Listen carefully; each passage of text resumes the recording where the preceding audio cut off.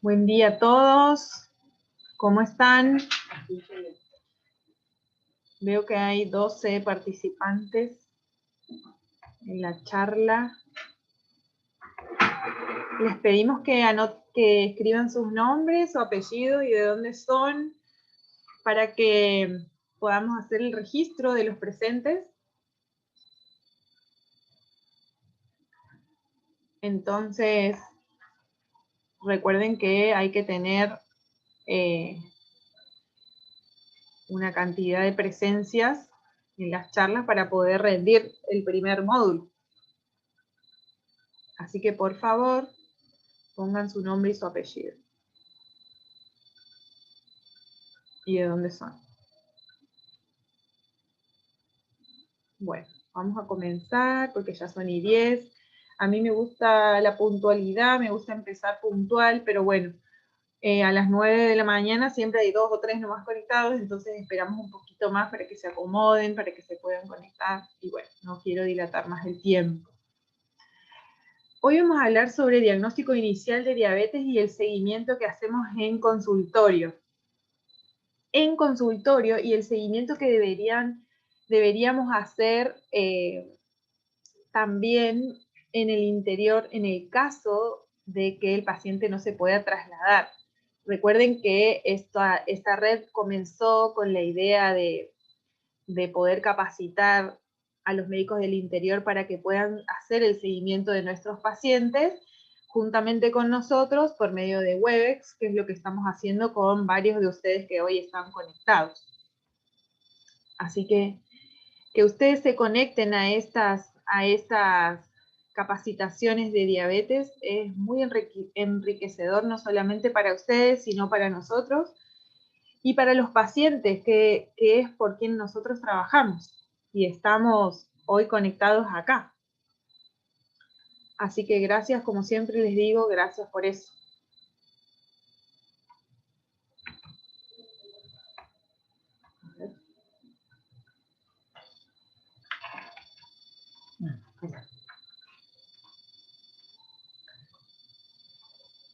Vamos con el primer caso clínico. Julián tiene 5 años, es traído por la mamá por presentar poliuria, que dijimos que poliuria es aumento de la frecuencia al orinar, o sea, varias veces. Por favor, no se olviden de silenciar los micrófonos. No se olviden de silenciar los micrófonos para que no haya interferencia, ¿sí? Bueno, Julián tiene 5 años, es traído por la mamá porque orina mucho, o sea que tiene poliuria, porque toma mucha agua durante el transcurso del día y eso le llama la atención a la mamá, o sea que tiene polidipsia y que ha perdido peso en los últimos días, refiere la mamá que ella ha notado en los últimos días. Aparte la mamá le preguntamos, señora, ¿alguna otra cosa que nos quiera comentar? No, dice la mamá, la verdad es que Julián tiene sus controles pediátricos, que son regulares, ha hecho todos sus controles desde que nació, son normales, no hay antecedentes de ninguna patología, o sea, es un bebé, un niño sano. Ahora yo pregunto, la primera pregunta quiero que la respondan, por favor, en el chat. ¿Qué diagnóstico pensó usted como principal? ¿O cuál fue el primer diagnóstico que debemos descartar o confirmar?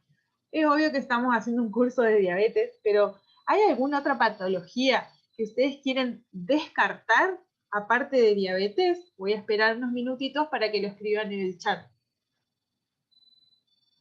La primera pregunta es, entonces, ¿qué diagnóstico pensó usted como principal en este caso? ¿A descartar o a confirmar? Esperamos unos minutitos y escriban por favor en el chat la respuesta.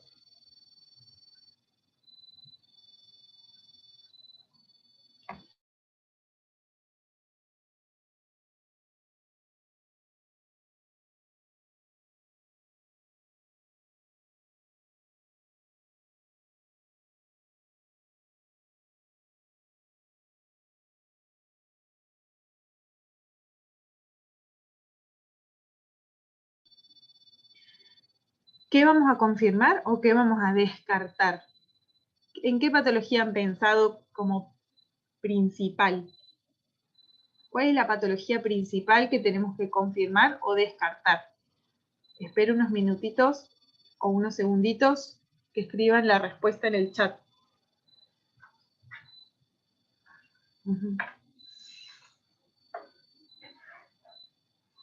Creo que todos vamos a coincidir en lo mismo, que la patología que tenemos que confirmar o descartar es un debut diabético. Un debut diabético. Creo que todos coincidimos en que la respuesta es confirmar un debut diabético. ¿Y cómo descartaría o confirmaría el diagnóstico? ¿Cómo confirmo o descarto? ¿Qué le voy a pedir a este paciente? ¿Un laboratorio? ¿Orina? ¿Sangre? ¿Las dos cosas? Espero unos segunditos que puedan contestar en el chat. ¿Qué pedimos? ¿Sangre y orina? ¿Orina solo? ¿Sangre solo?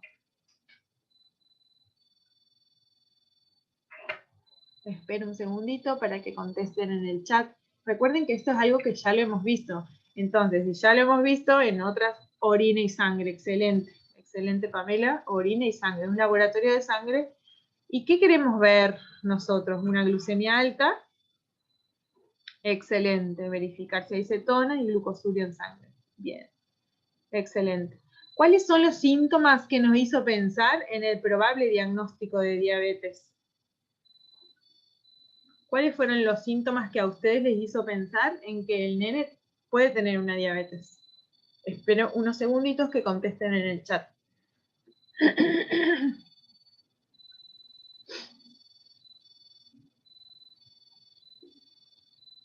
Sería la tercera pregunta. ¿Cuáles son los síntomas que a ustedes les hizo pensar en que debemos confirmar o descartar la diabetes? Excelente. Muy bien, Pamela. Pérdida de peso, poliuria y polidipsia. ¿Qué son las 3P que tiene este paciente? Las 3P. Excelente. Excelente. Buenísimo. Entonces, estamos haciendo como un repaso porque el examen va a ser así, muy sencillo, con caso clínico, donde van a tener que responder estas preguntitas.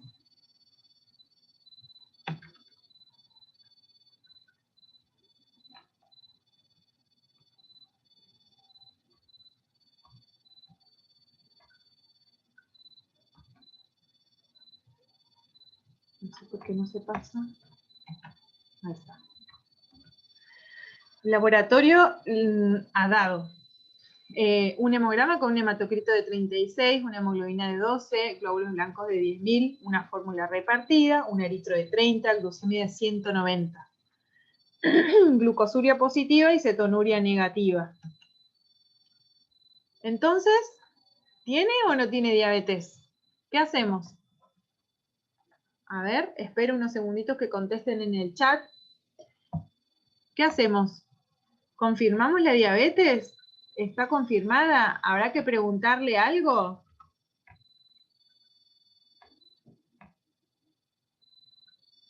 ¿Habrá que preguntar algo respecto al laboratorio?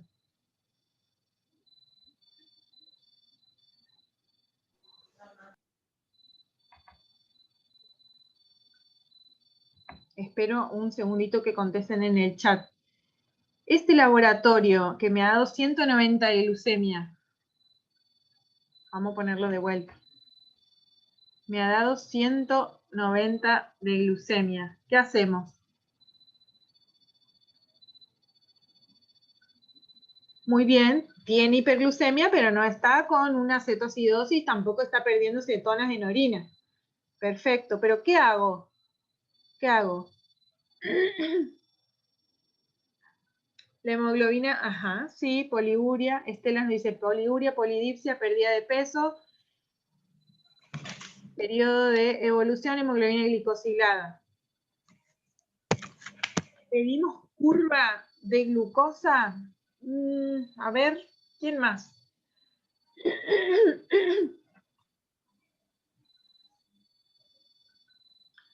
Nosotros tenemos un paciente que tiene clínica de tener un debut diabético. nosotros primero tenemos que saber si esa glucemia ha sido en ayunas o ha sido post-ingesta. Como él tiene 5 años, yo no le puedo pedir una curva de tolerancia. ¿Por qué? No puedo pedir la curva de tolerancia porque si a mí me viene 190 de glucemia en ayuna y le hago la prueba de tolerancia, puedo desencadenar una cetoacidosis. Yo tengo que hacer una prueba de tolerancia cuando la glucemia en ayunas me da alterada, pero no en rango diabético. ¿Está? ¿Estamos ahí? Entonces, ¿qué tengo que saber primero? Tengo que saber primero si la glucemia que Julián tenía era en ayunas. Le vamos a preguntar a la mamá si cuando ella le hizo el examen de sangre, el nene había ingerido algo. Y en ese algo hay que preguntarle todo, chicos. Porque en general la mamá dice, no ha comido nada, pero resulta que se tomó un juguito, resulta que se tomó mate cocido, pero no comió nada. Y ella, la lectura de ella es que está en ayunas. ¿Está? Pero en realidad ayuna es nada. ¿Está? El ayuna es nada, sin tomar nada. Por más que ustedes digan, no comió nada, pero no, si tomó un mate cocido, se tomó un juguito, ahí ingerimos hidratos de carbono rápidos. ¿Está?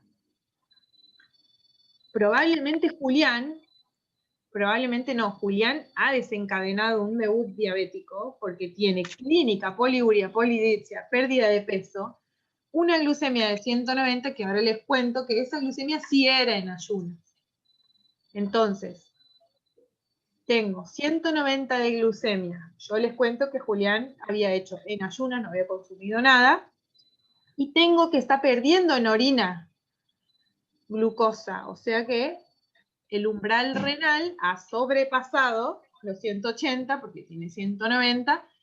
Pero él, es como recién está arrancando, todavía no tengo cetonas en orina. ¿Qué pasaría si yo lo dejaría a Julián, lo mando a la casa? ¿Qué pasa con Julián? De 5 añitos. Yo veo que tiene una glucemia que está en rango diabético porque estaba en ayuno el niño. Si bien la orina no tiene cetonas, no ha arrancado la descompensación diabética, pero ¿qué pasa si yo lo mando a Julián a la casa?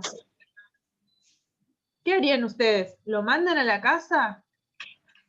¿Lo retienen? ¿Confirman el laboratorio?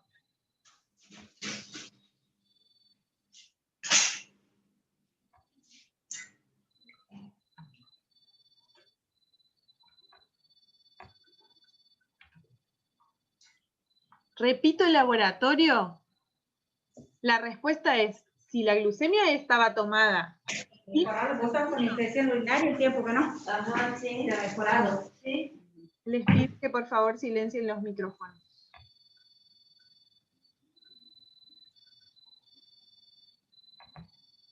Si yo tengo que Julián había tomado había hecho este laboratorio sin el ayuno que corresponde, repito el laboratorio, ¿sí? Si Julián respetó el ayuno y me dio 190 en ayuno con una orina con glucosuria y todos los síntomas, el diagnóstico es debut diabético. ¿Tá? Vamos a recordar los criterios diagnósticos. Glucemia venosa, en ayuna, más de 126 miligramos por decilitro en 2 oportunidades. O sea que yo tengo que repetir esa glucemia venosa. ¿Qué es venosa? Del laboratorio central, sacarle en vena, no el glucómetro, porque el glucómetro es capilar, recuerden. El glucómetro me da una glucemia capilar y la glucemia venosa, que es la que hace el diagnóstico, yo tengo que sacarle sangre del bracito al paciente, ¿está? O sea, de la vena, en 2 oportunidades. Entonces, para confirmar, a Julián le vuelvo a pedir una glucemia para que yo haga directamente el diagnóstico de diabetes. Pérdida de glucosa en orina y cetonas en orina si comenzó la descompensación. En este caso, Julián perdía glucosa, pero no tenía cetona, o sea que descompensado todavía no está. Y la hemoglobina glicosilada va a dar el diagnóstico, según el DCCT, si el método es estandarizado. Nosotros en pediatría somos mucho más cuidadosos, no usamos hemoglobina glicosilada para el diagnóstico. Sí la usamos para el seguimiento cada 3 meses del paciente con diabetes tipo 1 o diabetes tipo 2, pero usamos para el diagnóstico, nos guiamos para lo más preciso que es la glucemia venosa, la orina, que nos da el diagnóstico. ¿Tá?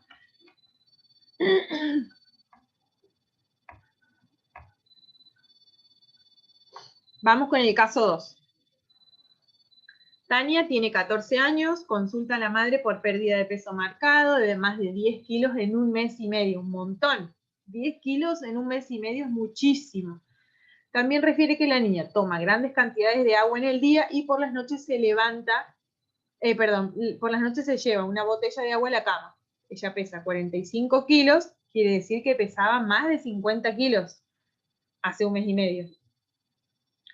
La talla de 163, la TA de 100/50, la temperatura es de 36,7, la frecuencia cardíaca es de 95 y la frecuencia respiratoria de 25. Una nena grande, ¿tá? Una nena grande, 14 años.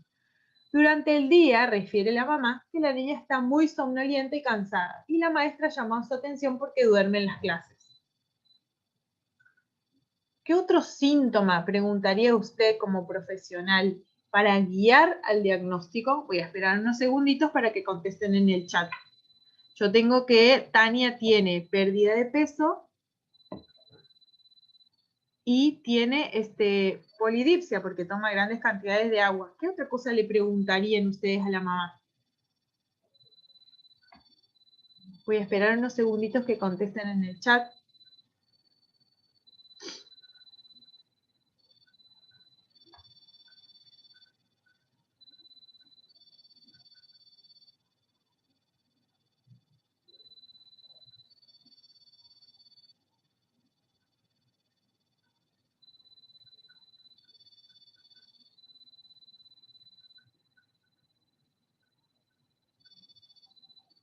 Bien, si tiene poliuria.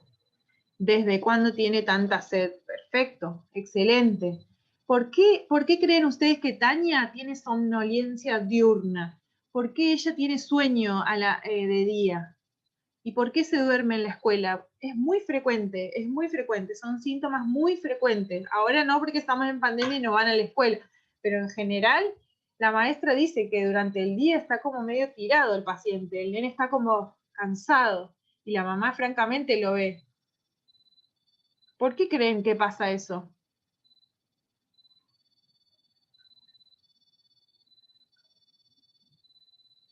Voy a esperar unos segunditos que contesten en el chat. Me gustaría saber qué piensan cuando un papá les cuenta que el nene tiene mucho sueño de día, a la mañana. ¿Es frecuente en el debut diabético? Sí, también puede tener hipotensión, alteraciones también, puede ser. Pero ustedes saben por qué se duerme tanto, porque se levanta tantas veces a la noche a orinar, el paciente se levanta por lo menos 3, 4 veces, más los grandecitos que tienen más esa alerta para levantarse a orinar de noche, se levantan 2, 3 veces, tienen un sueño cortado, más la irritabilidad que sienten ellos. ¿Se acuerdan que cuando hablamos de diagnóstico hablábamos de que los chicos tenían un cambio en la conducta? Tenían un cambio en la conducta y en el carácter. Todo esto, sumado a que se levanta tantas veces a orinar, de noche de día está somnoliento, porque de noche no duerme bien. Entonces están durmiendo. Y por eso el paciente tiene estos síntomas de somnolencia diurna. ¿Qué esperamos encontrar en el examen físico? ¿Y cuáles serían los diagnósticos diferenciales en este caso para Tania? Fíjense que Tania está con una frecuencia cardíaca de 95. Ojo. Y una frecuencia respiratoria de 25. Es una nena grande. ¿Está? La frecuencia respiratoria está un poquito aumentada.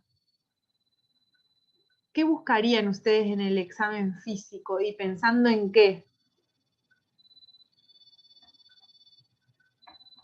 A ver, espero unos segunditos que me escriban en el chat.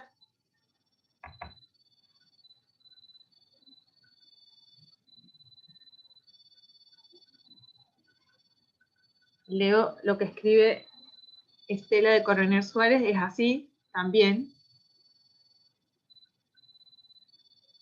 Hay poca, la glucemia está aumentada en sangre, pero no entra a la célula, o sea que no genera. Pero recordá, Estela, que hay todo un mecanismo, que es el mismo mecanismo de la descompensación diabética, que es el que suplementa y transforma, saca de músculo, saca de tejido graso y saca del hígado material y lo transforma para poder utilizarlo como medio energético. Entonces ahí todavía sí tiene energía, pero ya arrancada la descompensación. Excelente. Buscaría si está deshidratada. Probablemente esté deshidratada. Y yo casi que les podría decir que ella ya con 45 de frecuencia respiratoria arrancó su descompensación. Veamos el laboratorio que nos dice. Tengo un laboratorio de 290 miligramos por decilitro de glucemia. Tengo una orina con 4 cruces de glucosuria y 3 cruces de cetonas. La pregunta es, ¿necesito pedirle algo más para el diagnóstico ahora? En el agudo es la pregunta. En el agudo, ¿tengo que pedirle algo más para decir, estoy con un debut diabético? Recuerden que necesitamos pedir, sí, necesitamos dos glucemias alteradas en vena, más de 126 en ayuna o más de 200 post ingesta o al azar para hacer el diagnóstico, pero yo acá tengo clínica de un paciente con diabetes, laboratorio de un paciente con diabetes y tengo laboratorio de un paciente que está descompensado, porque yo tengo 3 cruces de cetonuria. ¿Necesito pedirle algo más? Y sí, si le vuelvo a pedir algo más, le voy a pedir algo, para una glucemia nueva para confirmar. Pero este paciente está con un debut diabético y este paciente ya está descompensado y puede seguir su descompensación. Excelente. Nosotros para saber si está con una citociosis necesitamos pedirle un estado ácido base y un ionograma. Excelente. Sí, muy bien. Muy bien las chicas que están participando en el chat.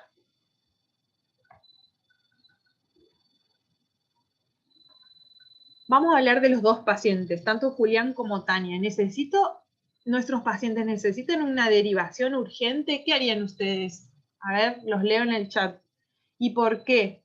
¿Cuál de los dos pacientes es el que necesita ya derivarlo? Ya. Necesito ya poner en marcha la ambulancia, llamar a quien corresponda, en el caso de los que están en la red pediátrica, decir, tengo un probable debut diabético, si es que están en duda. Yo no dudaría, creo que ustedes tampoco, en la red de pediatría y decir, tengo un debut diabético, lo estoy mandando. ¿Cuál es el que mandarían primero? Si yo puedo mandar uno solo, ¿a quién mandarían? ¿A Tania o a Julián? A ver, leo las respuestas en el chat.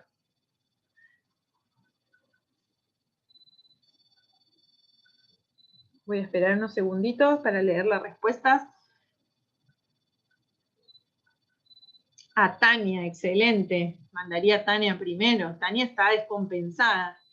3 cetonas en orina es, hace rato que está con esta glucemia alta y está sacando energía. Recuerden, la energía la va a sacar del hígado, del tejido adiposo y del músculo. Por eso Tania perdió tanto peso. ¿Está?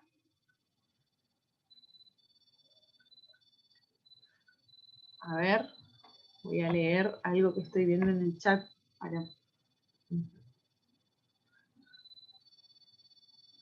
Tiroides como diferencial, especialmente hipotiroidea. Y mandaría a Tania por la cetocidosis. Ajá. Tania corre riesgo, ¿sí? Riesgo de cetoacidosis. Excelente.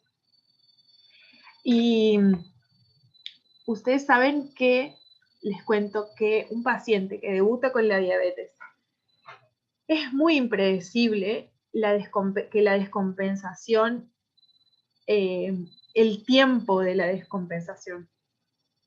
Es muy impredecible. Cuando ustedes sospechan un debut diabético, por nada del mundo deberían retenerlo en el hospital de origen o mandarlo a la casa para que otro día lo vea otro médico. No hagan nunca eso. Si ustedes, como profesionales de la salud, tanto sean médicos o enfermeros o agentes sanitarios, si ustedes ven que un paciente está con clínica de cetoacidosis o de debut diabético, por nada del mundo manden ese paciente a la casa, porque ese paciente corre riesgo de vida.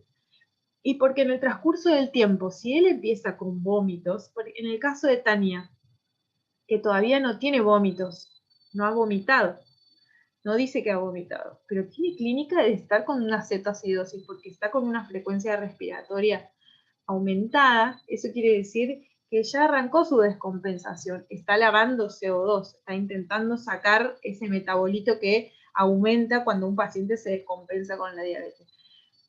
Es la delgada línea de Tania si espera 1 hora, 2 horas, 3 horas, 6 horas a 12 horas, no sabemos hasta cuándo va a aguantar su cuerpo, ¿está? Cuanto más chico el paciente, cuando es más niño el paciente con debut diabético, desencadena en más gravedad el debut diabético. En este caso, o la cetoacidosis, en este caso, da la casualidad que Tania es más grande, pero Tania aparentemente viene con más tiempo de evolución. A Julián lo agarramos a tiempo porque vino con los síntomas, pero no impresiona que esté descompensado. Pero a Julián también no lo mando a la casa. A Julián lo retengo en el hospital y lo derivo. Me comunico, lo derivo. Y Tania me comunico porque impresiona a un paciente grave. ¿Está?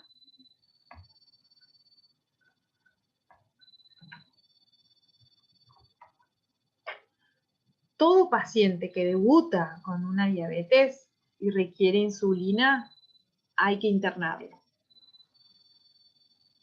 Voy a repetir esto y me interesa que quede grabado en la cabecita de ustedes que todo paciente que empieza, todo paciente pediátrico con un debut diabético que yo tengo que insulinizar, nunca, pero nunca se va a ir a la casa. ¿Por qué?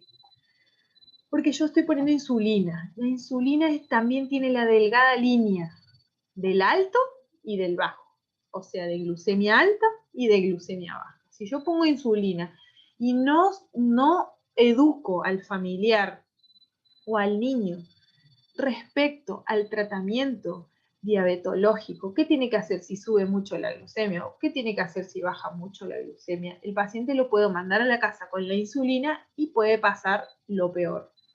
Ponerle de más, equivocarse de insulina, porque hay papás que no tienen tanta alarma, y entonces, creo que era esta, 26 unidades le tengo que poner, y le han puesto, que ha pasado, y que ha puesto 26 unidades de Novo Rapid, que es una insulina de acción rápida, 26 unidades, hizo una hipoglucemia severa al niño con una convulsión.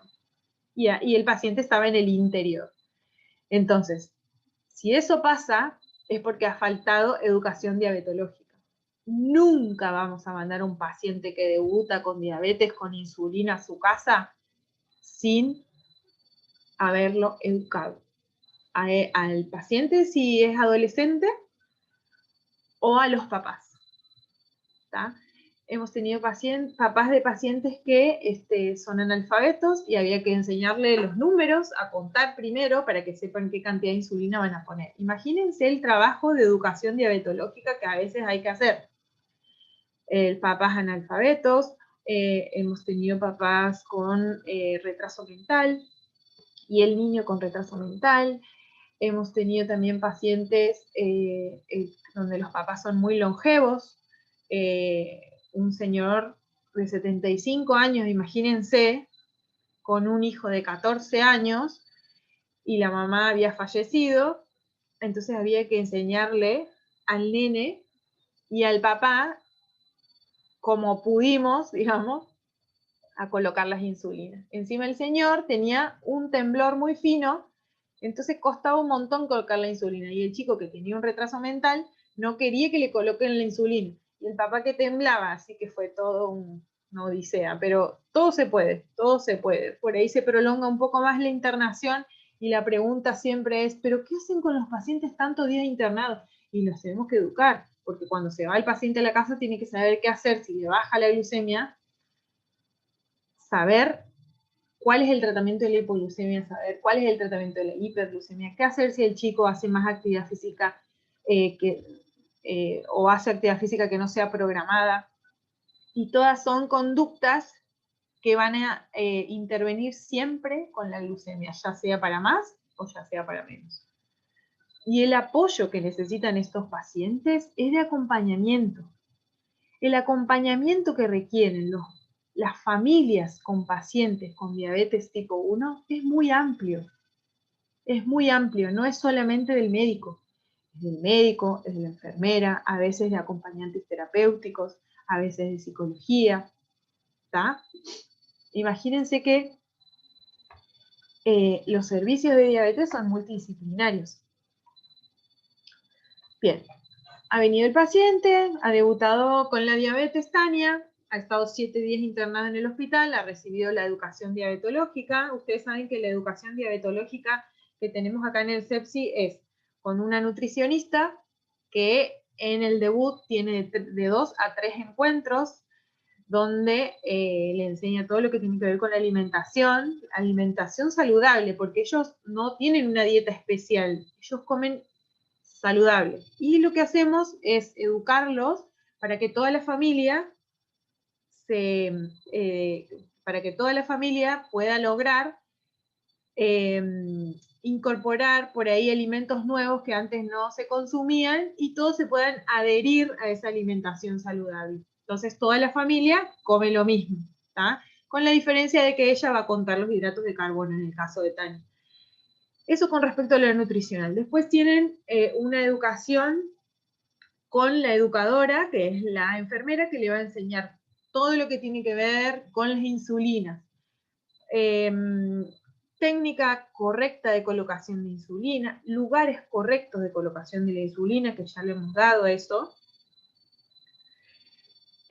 Hace de 2 también a 3 encuentros con la enfermera educadora. La enfermera le enseña todo, cómo va a guardar las insulinas, en qué lugar de la casa, cómo va a hacer para conservarlas, para transportarlas, qué se va a fijar de las insulinas. En eso también hacen entre 2 a 3 encuentros.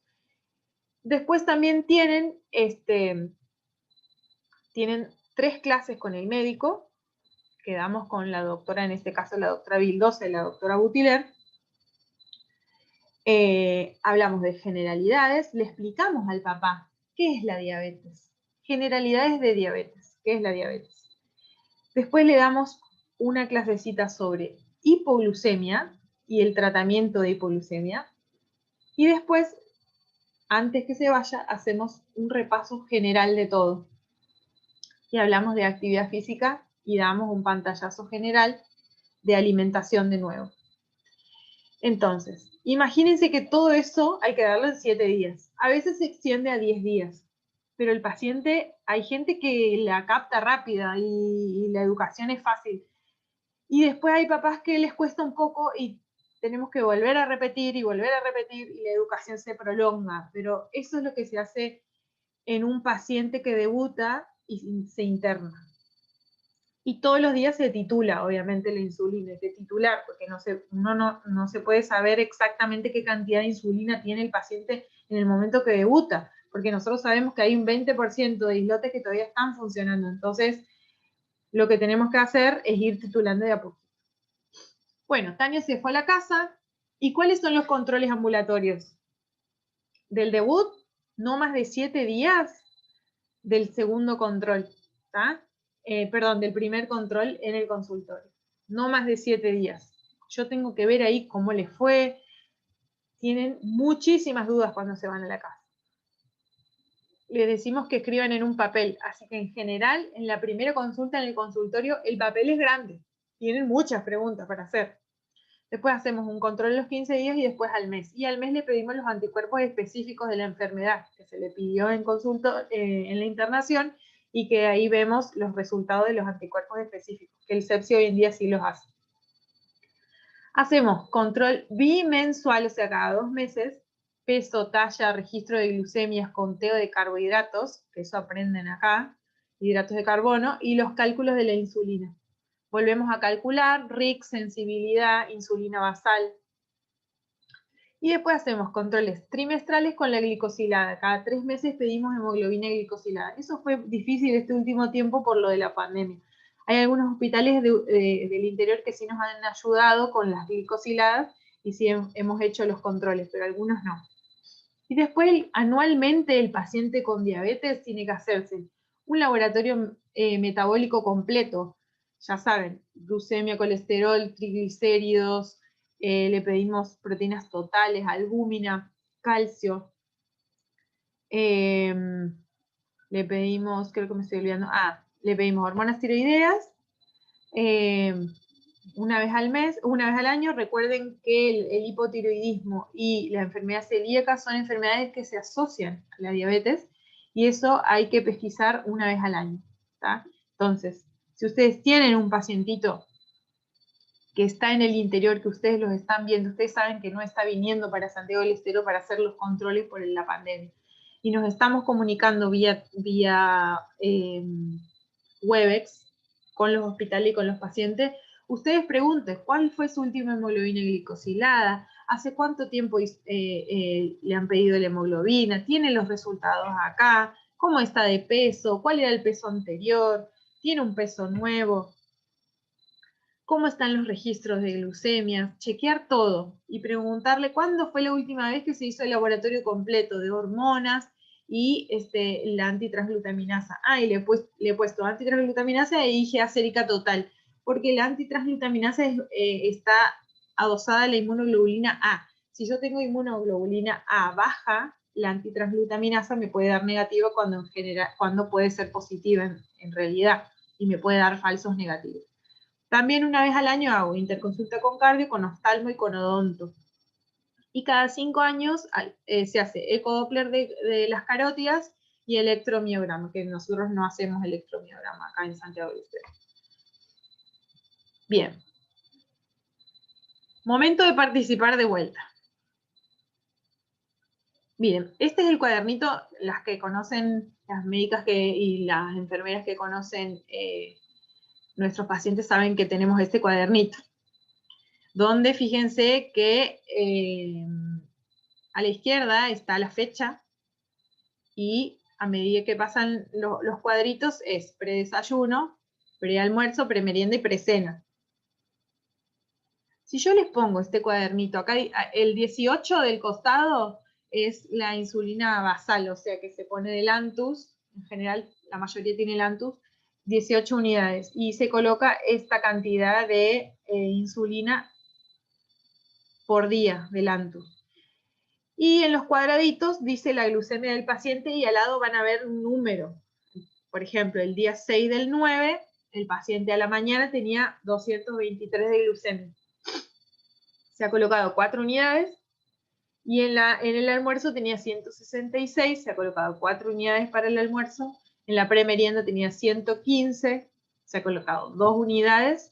Y en la precena tenía 153, se colocó 3 unidades. Ahora quiero que escriban en el chat, este día de este paciente, del 6 del 9, ¿cómo ven esas glucemias? ¿Qué les parece? ¿Cómo está este paciente? Pueden chequear los días anteriores también. ¿Qué les parece? ¿Cómo ven este control metabólico, este control de glucemia? ¿Qué les parece? ¿Está bien? ¿Está mal? ¿Está mal? Este paciente no cuenta los hidratos, es un paciente que está sin conteo de hidrato de carbono. ¿Qué les parece? ¿Está bien este paciente? ¿Necesita que lo veamos urgente porque hay que chequear las dosis? ¿Les parece que está bien la glucemia? ¿O está regular? ¿Qué les parece? A ver, quiero que escriban en el chat y yo los leo. Vos también, Lauri, no puedes escribir.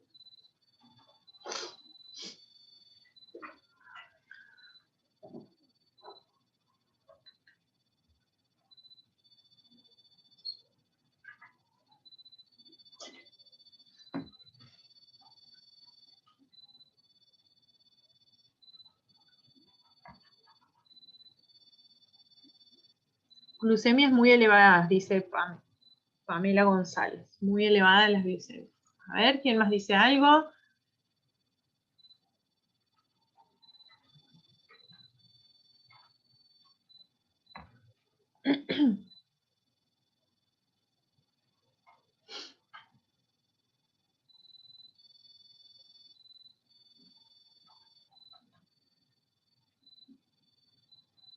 Que no arriesga, no. A ver, voy a leer. Necesita corregir basal, aumentarla, necesita un chequeo urgente y ajustes. ¿Alguien más quiere decir algo?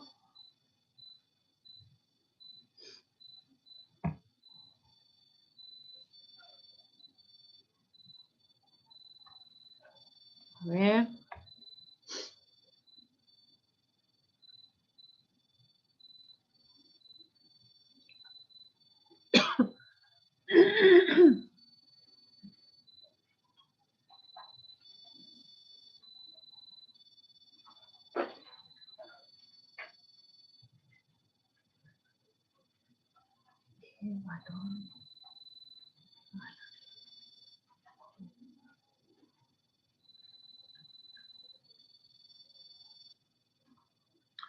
Bien, voy a decir de este paciente, ¿cuál es la mirada que haríamos?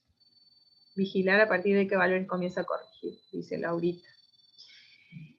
Este paciente tiene en 6 días a la mañana, se levantó a la mañana, en 6 días, 1, 2, 3, tiene 4 glucemias altas a la mañana. En 6 días. O sea que glucemias altas, pero que tampoco son extremadamente altas, ¿no? A partir de 180, el rango es 70 a 180. En este caso tenemos 4 glucemias altas. La verdad que a la mañana es como que le faltaría un poquitito de glucemia, ¿tá? De insulina. Así que podría ser, si la insulina basal se coloca a la mañana, una buena práctica podría ser aumentar 1 o 2 puntitos, depende de qué edad tenga el paciente. En este caso, esta es una nena de 14 años. Podría ser aumentar 2 puntos la basal, o sea, la Lantus. Podría ser respecto al tratamiento, pero siempre antes descartar qué comió el día anterior, si cuenta los hidratos, si ha hecho un buen conteo de carbohidratos. En general, cuando el paciente está con glucemias altas, lo que tendemos a hacer es aumentar más la insulina, pero no, hay que chequear todo. Hay que chequear el conteo de hidratos de carbono, por ahí hay un error de conteo de hidratos de carbono que en general, les digo, el 70-80% son errores de conteo. El paciente cuenta mal los hidratos, o come alguito de más, o cuenta medio plato de arroz y después se come 3/4 de plato. En general, eso es lo que pasa. En general, el paciente come un poco más y no declara, o se olvida de contar, o no cuenta porque ya dijo, no, voy a comer medio plato, y después le dio ganas de comer un poco más y comió un poco más. Pero en general, no tiene que ver con la dosis de insulina, sino con la conducta del paciente. Eso por un lado. Pero sí, yo a este pacientito creo que le habíamos subido 2 puntitos la basal y lo vamos a volver a controlar, seguramente. Ah, no, esto fue el mes 9. Creo que a este paciente le hemos subido 2 puntos la basal. A ver, voy a leer en el chat qué sugerencias hay. Mejorar la ultra rápida, y sí, ahí ver lo del conteo de hidrato. Deberíamos vigilar a partir de qué valores comienza a corregir. Los pacientes, depende de la sensibilidad que tengan a la insulina. Siempre tratamos de que el paciente comience a comer en 100 de glucemia. O sea, nosotros queremos que nuestro paciente se maneje con glucemias de 100 para la comida. Entonces siempre tratamos de tirarlo a 100 al paciente para que arranque con glucemias de 100 y no haga picos glucémicos mayores a 180. ¿Tá? Necesitamos aumentar la basal de noche si está repartida en dos. En general, la Lantus, en general no ponemos 2 dosis de basal, se coloca una sola dosis, porque el Lantus tiene una vida media de 24 horas. Entonces, si la vida media es de 24 horas, no sería necesario colocar 2 veces en el día basal. Bien. Excelente, excelente si tiene alguna infección o también si es mujer y está en el periodo premenstrual. En el periodo premenstrual, siempre las pacientes adolescentes requieren un poquito más de basal. Algunas 2 unidades, otras 3 y otras 4. Se empieza a ver una elevación de la glucemia 48 horas antes de que comience el periodo menstrual. Y a veces decís, glucemia es inexplicable, y la misma paciente dice, no sé por qué me ha subido, la verdad que no sé, venía re bien. Y le preguntamos, ¿no estás en tu periodo premenstrual? Ah, sí, en 2 o 3 días me va a venir, doctora. Listo, es eso. Porque las mismas hormonas, estas son hiperglucemiantes, y entonces hace que requieran un poquito más de insulina. Pero este paciente, la verdad, no está tan mal. No está tan mal. Recuerde que nosotros vemos glucemias aisladas acá. Acá las glucemias están un poquitito altas, pero deberíamos preguntar también si en actividad física, si la actividad física está siendo periódica todos los días o 3 veces a la semana. Recuerden que si un paciente hace actividad física, esa actividad física se mantiene, el consumo se mantiene en el transcurso de las horas, a veces 12, y en algunos, los chiquititos, entre 12 y hasta 20 horas puede tener consumo. Vamos con el próximo. Miren este paciente. ¿Qué les parece este paciente? Se levantó con 45 de glucemia. Este es un bebé. No bebé, es chiquito. Es chiquita, es una nena. Se levantó con 45 de glucemia, un prealmuerzo de 63, la premerienda de 86. Y tiene el Lantus, no se ve el Lantus cuánto tiene. A ver. 4 de Lantus. ¿Qué les parece? Esta es una nena. Está, ¿cómo la ven? ¿Qué tal? ¿Qué ven de este control? ¿Está bien? ¿Está mal? ¿Nos preocupamos? Nos preocupamos con esta nena. Se levantó con 45 de glucemia. Y ella, la mamá le ha puesto una unidad. Ahí arriba dice 120.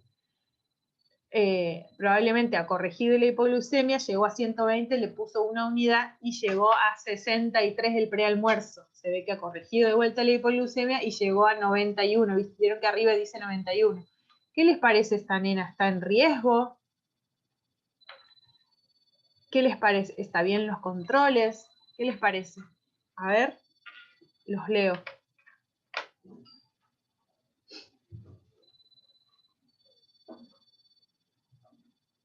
Excelente, Pamela. Esta nena es de mucho riesgo. Se ha levantado con 45, probablemente haya estado toda la noche en hipoglucemia. Ustedes saben el daño cerebral que da la hipoglucemia en los niños chiquititos. Esta nena es de riesgo. Esta nena es para llamar por teléfono y decir, doctora, tengo una paciente que se levanta con 40 de glucemia y vuelve a hacer hipoglucemia en la merienda y tengo que volver a corregir. Miren, en 6 horas, en menos de 6 horas, de 5 horas, ha corregido 2 veces una hipoglucemia. Eso es de muchísimo riesgo. El cerebro, la verdad, puede aguantar, pero no sé hasta cuándo. 45, chicos, es casi riesgo de convulsión. Es riesgo de convulsión. La convulsión por hipoglucemia es grave, es grave. Entonces esta nena sería de riesgo. Esta nena es para comunicarse, y lo que haría yo, por ejemplo, en esta nena, sí bajaría 2 puntos más la basal. Está con 4, le pondría 2 y iríamos viendo. Esta nena, miren, desde hace unos días atrás, es una nena que ha debutado hace poquitito, está en un periodo de luna de miel, que es el periodo donde ellos fabrican un poquito de insulina, y miren que bueno, ella tiene insulina endógena, por eso requiere poco. Una vez terminada el periodo de luna de miel, comenzará de vuelta a requerir la cantidad de insulina que necesita para su peso y para su edad. Pero sí, esta nena es de muchísimo riesgo, como dice Pame y como dice Laura. Vamos con el último. ¿Qué les parece este? También de hace unos días atrás. También es fea la foto, pero 107, se levanta con 107, se puso 2 unidades, llega a 157 a la merienda, se puso 3 unidades. ¿Qué les parece este control? Allá aisladamente tiene un 341, pero fíjense que este paciente no se controla en la merienda, y al no controlarse en la merienda, a veces tiene miedo de ponerse insulina. ¿Por qué no se controlan? Los pacientes estos no se controlan en las premerienda porque no le alcanzan las tiras. En general, Profe les da muy pocas tiras y entonces ellos a veces omiten la premerienda. Los papás que no pueden comprar omiten la premerienda y a veces se ponen insulinas a ciegas, como por ejemplo ahí el día 24 la mamá a ciegas le ha puesto 3 unidades y llegó a 157, bien, pero el día anterior, fíjense, el 23, ella no le ha puesto nada y ha llegado a 345. Y sí, porque no le quiso poner, porque no sabía cuánto tenía de glucemia. Y eso es lo que hace también a que cuando tienen pocos insumos los pacientes, no podemos tener un buen control metabólico si el paciente no tiene la cantidad de insumos que requiere, ¿tá? O sea, los pacientes con diabetes tipo 1 necesitan controlarse de 4 a 5 veces por día la glucemia. Y aún así, yo les diría que es escaso. Porque nosotros no sabemos qué pasa entre el desayuno y el almuerzo. No sabemos si, por ejemplo, miren el día 22. Este paciente tenía 134 en el desayuno, se ha puesto 2 unidades y en el almuerzo llegó a 215. 215 está un poquito aumentado ahí la glucemia. Probablemente este paciente entre el desayuno y el almuerzo se ha pasado hiperglucémico todo el tiempo. ¿Tá? Entonces, el paciente pediátrico no es igual que el paciente adulto con diabetes. El paciente pediátrico necesita hacerse 4 a 5 controles por día. No hay manera de hacer un buen control si el paciente no tiene el automonitoreo suficiente, porque el automonitoreo forma parte del tratamiento de la diabetes. Este paciente está bastante bien. Esas hiperglucemias que tiene en la merienda, en la cena, es porque en la merienda la mamá no le pone insulina porque tiene miedo. Seguramente en algún momento le habrá puesto a ciegas y ha hecho una hipoglucemia.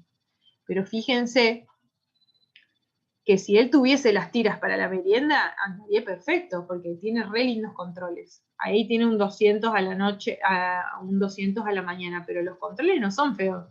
Está bastante regular. Esto correspondería a una hemoglobina de 8, una hemoglobina glicosilada de entre 7 y 8. ¿Por qué digo entre 7 y 8? Porque probablemente entre las comidas haga una glucemia alta un ratito, hasta que vuelva a bajar. Está bastante bien, en general son lindos valores. A ver, vamos a leer el chat, a ver cuál es la mirada de ustedes, que me interesa muchísimo saber. Así es. Las obras sociales no aportan general. Ajá, es así. Las obras sociales no tanto, porque la ley a ellos los ampara, entonces la obra social tiene mucho miedo de la intimación judicial de los papás. Pero sí el ministerio, que les da solo 100 tiras, y Profe, que también le da 100 tiras y a veces le da 50 tiras. El automonitoreo forma parte del tratamiento y es impresionante cuando un paciente se automonitorea bien y lo hace en forma correcta para toma de decisión, el paciente anda mejor, eso se ve. Lauri dice, en general, los valores de la glucemia se mantienen dentro de rango, se observa la elevación de los valores en la cena. Excelente. Falta de insumos, eso pasa aquí en Santiago y pasa en toda la Argentina. Pero está lindo, Quise poner esto antes de terminar, la relación médico-paciente. ¿Qué necesita mi paciente? ¿Qué quiero lograr yo como médico? ¿Y hasta dónde puedo intervenir? Los que me conocen saben que siempre les digo lo mismo. ¿Qué necesita mi paciente? ¿Necesita insumos? ¿Necesita que le ayude a conseguir los insumos? ¿Necesita que de alguna manera llamemos al ministerio, llamemos a Profe, que lo acerquemos a retirar? ¿Qué necesita mi paciente? Porque no es veo los controles y se va. El paciente es un todo, el paciente es insumos, el paciente es donde vive, tiene acompañamiento de la familia. ¿Qué necesita? ¿Necesita algo que yo le pueda dar? ¿Y yo qué quiero lograr con mi paciente?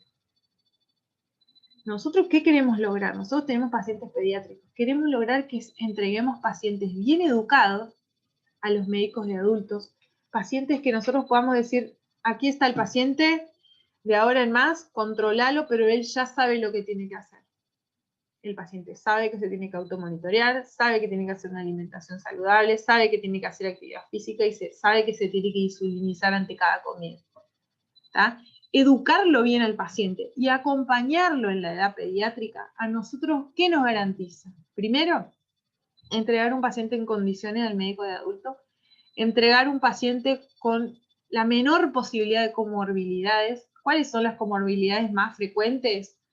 La ceguera, la diálisis, son comorbilidades grandes, que aumenta la morbimortalidad del paciente. Entonces, ¿yo qué quiero hacer? ¿Hasta dónde puedo intervenir?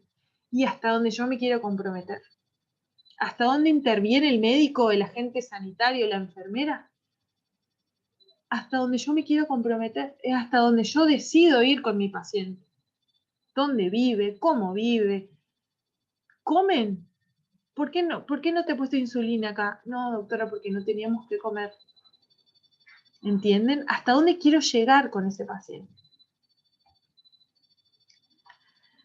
Y esto me lo dijo una vez una instructora, el buen médico no es el que sabe todo, sino el que busca solucionar los problemas médicos y no médicos de los pacientes. Porque nosotros podemos saber un montón de cosas respecto a la diabetes, pero si nosotros no somos humanos y no queremos saber qué le pasa a mi paciente, qué necesita, y capaz que en realidad tiene mal control metabólico porque no alcanza a buscar las tiras, porque no tiene quien le busque las tiras, porque no tiene quien le busque la insulina, se descompensa muchas veces porque no alcanza a tener la insulina todos los meses. Y eso pasa y es muy frecuente. Entonces, los insto para que estos pacientes que estamos viendo en conjunto tengan un control y una mirada más integral, que no sea solamente las glucemias, que no sea solamente las glucemias de actividad física te automonitoreas. Es hasta donde nosotros los profesionales de la salud queremos intervenir y nosotros nos queremos comprometer. Nos queremos y eso lo veo mucho en el interior, porque veo muchos agentes sanitarios y muchos enfermeros que se comprometen mucho con el trabajo, y que es admirable y yo los felicito, y sé que acá hay gente que es así. Entonces los felicito y los insto para que esto siga, porque todo lo bueno va a traer cosas buenas. Y bueno, todos tienen mi número de teléfono, si necesitan alguna ayuda, orientación, lo que sea, siempre voy a estar a disposición de ustedes y a quien requiera en realidad. ¿Tá? Así que bueno, si no hay dudas, preguntas, o si quieren escribir algo o compartir algo en el chat, nos encontraremos en el próximo encuentro, que va a ser de solamente caso clínico, que está programado para el 12 de noviembre. Fíjense que en el Edmodo hay caso clínico para resolver, que fue fácil el caso clínico. Así que bueno, nos esperamos entonces en el próximo encuentro. Vayan estudiando, leyendo, van a ir